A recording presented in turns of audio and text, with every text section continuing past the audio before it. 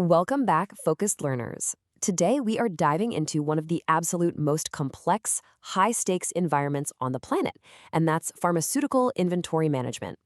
We're going to break down how a massive structural shift, specifically the rise of agentic AI, is stepping in to completely transform these, frankly, broken supply chains.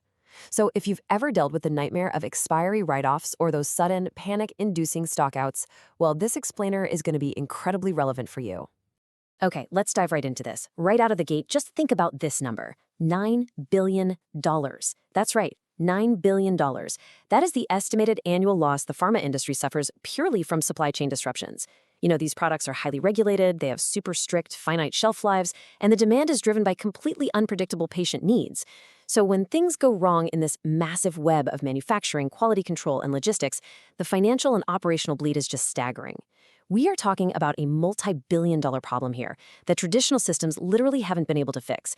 So to figure out how we actually solve this, here is exactly what we're going to cover today. First, the pharma inventory paradox. Second, what is agentic AI? Third, real-world AI use cases. Fourth, the ROI of automation. Fifth, GXP compliance and governance. And lastly, number 6, your AI implementation roadmap. All right, let's kick things off with part 1, the pharma inventory paradox. Now, if you're a C-suite exec or an ops manager in this space, this paradox is your everyday reality, right? You suffer from inventory expiry. We're talking wasted biologicals and massive write-offs just because you're holding way too much safety stock, while simultaneously, somehow, dealing with inventory shortages, stockouts, service failures, and real patient risks. It's like, how do you possibly have both at once? Well, this paradox happens because traditional planning relies on fixed lead times and static policies. The really crucial takeaway here is that this is absolutely not a data problem. It's a structural decision problem. There's just this massive lag between when conditions change on the ground and when a human can actually process all that and make a corrective decision. Moving on to part 2, what exactly is agentic AI? Let's get a clear definition of this tech. Agentic AI is an advanced AI that perceives, reasons, plans, acts, and reflects. The absolute game changer here is minimal human intervention. See, traditional AI, it just predicts or recommends, right? It might tell you, hey, a delay is going to happen.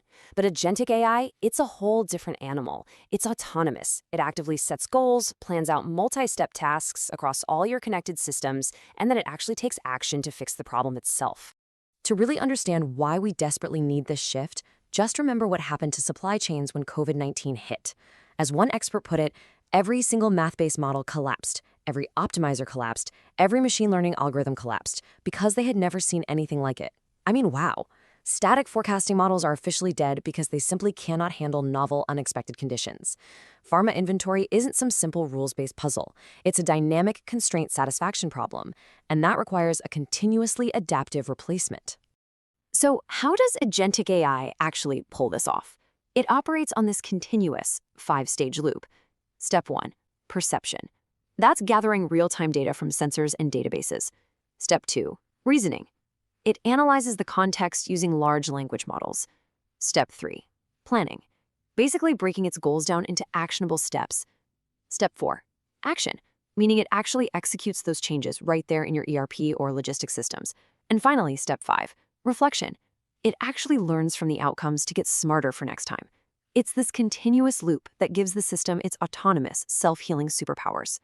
All right, part 3, real-world AI use cases. Now, what's really interesting about this next concept is how perfectly it contrasts the old, broken way with the new way. Let's take those abstract ideas we just talked about and ground them in concrete pharma reality.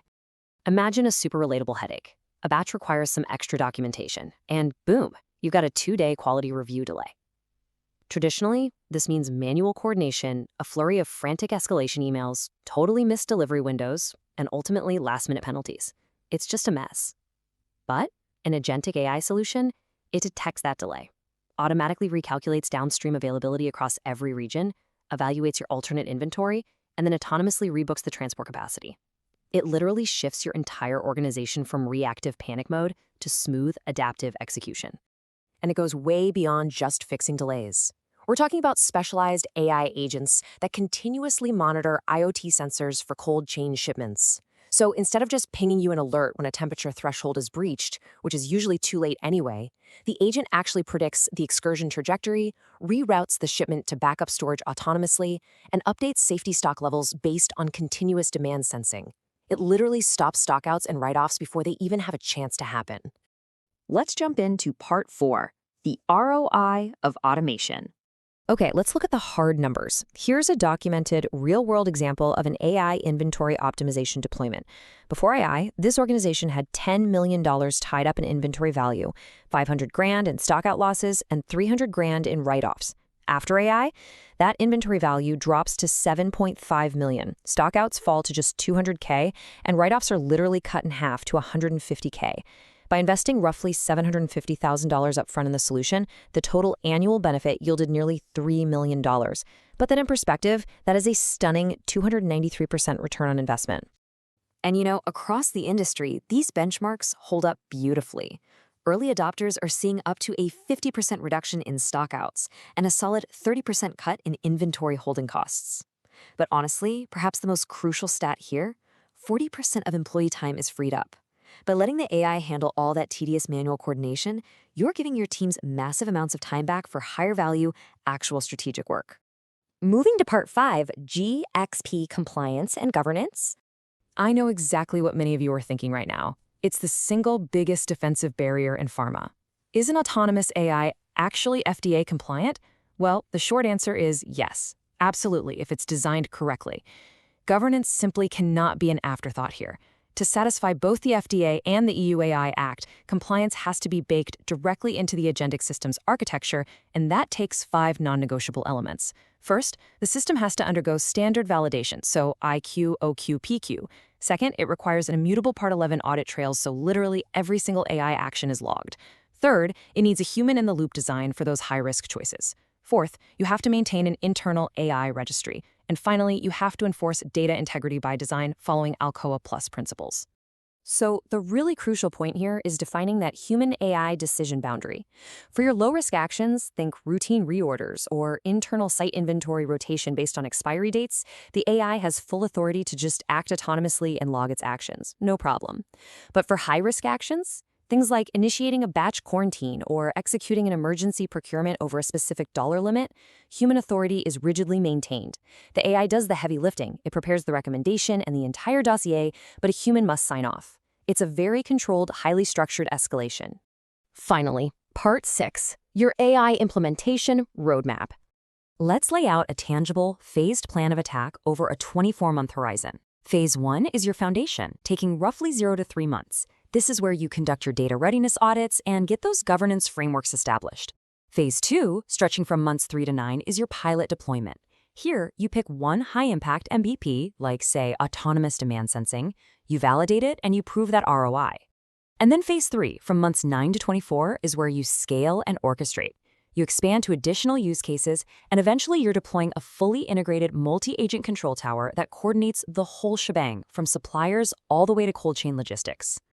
And I really want to emphasize why taking this roadmap seriously is so absolutely critical right now. Listen to this foresight from TCS regarding 2026. Early and strategic adoption of agentic AI can provide a significant competitive advantage in pharma, key to staying ahead and maintaining a lasting competitive edge. The transition from static, manual planning to continuous agentic decision intelligence, it isn't just a nice little operational upgrade. It is an existential imperative for remaining competitive in the space.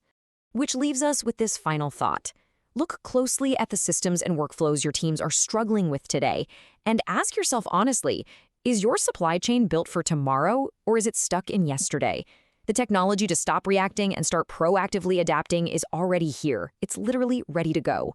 The only question is how quickly you're going to embrace the shift. Thanks so much for joining me on this explainer, Focus Learners. Stay curious, and I'll catch you next time.